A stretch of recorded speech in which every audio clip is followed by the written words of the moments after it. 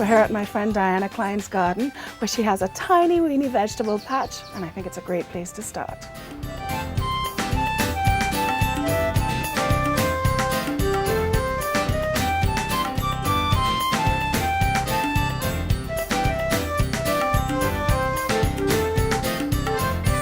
Diana's home sits on an average-sized plot of land in Diego Martin. Her mum looks after most of the garden, which is brimming with pretty flowering plants and foliage.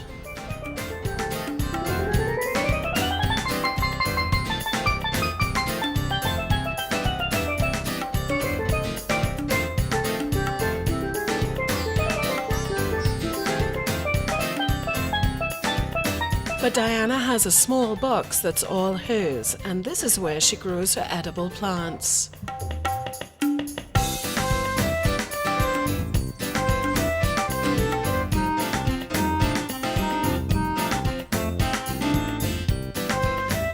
So how did you get into gardening, Diana?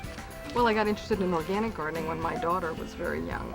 And then when I moved to Trinidad, I got interested into gardening because of price of peppers, price of any number of tomatoes, and also because of concern for the spraying, because you don't really know when a farmer stops spraying here, and it's not regulated enough.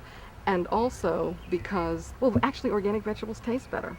They have higher nutrition levels, and it's really a lot easier to grow than people think.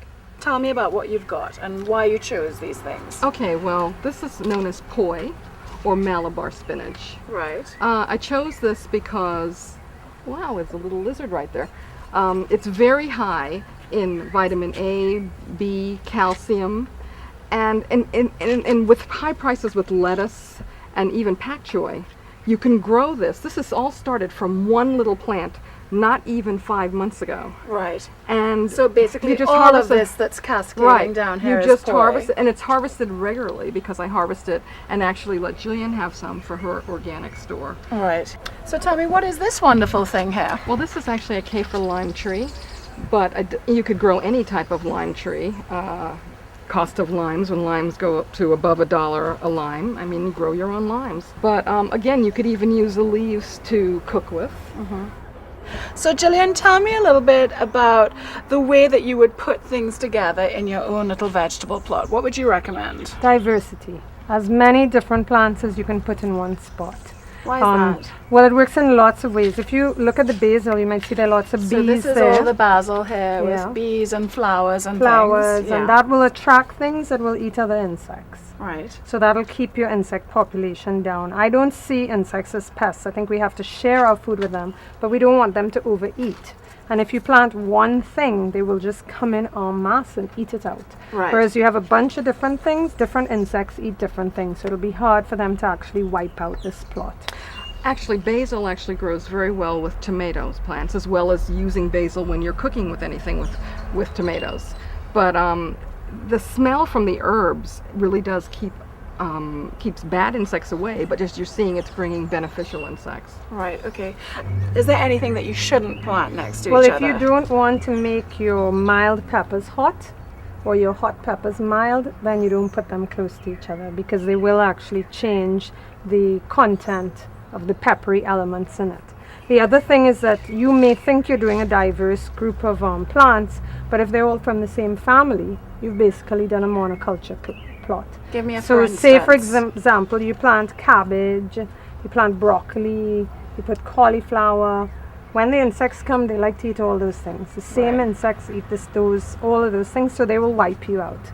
So it's always great to have like a bunch of different things all around, so that any insect that wants to eat you out will get confused and not be Right. able to stick around for too long. That's one reason for putting the herbs also. The strong smells from the herbs will confuse the insects, and they won't realize that there may be a tomato plant there or something else that normally they'd like to eat. Right, and Gillian, in terms of vegetables, what do you think people can plant?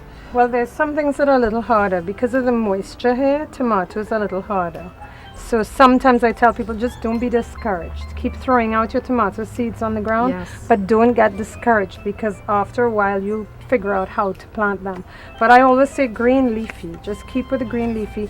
Your medicines, I mean, these are medicines also. Any herb can be used as a medicine. So like with my children, if they get fever, I use the what we call fever grass in Trinidad. This is good for worms. Normally an aloe plant. So if you get burned, you put it on right away. Wand of the world, good for any abscesses. So in addition to food, what I find is really important for me is to be able, when there's an emergency, to run out in the garden, get something, run back in the house and use it. Okay. All right, ladies, thank you so much. Thanks for sharing your garden with us and giving us a little bit of inspiration and some tips.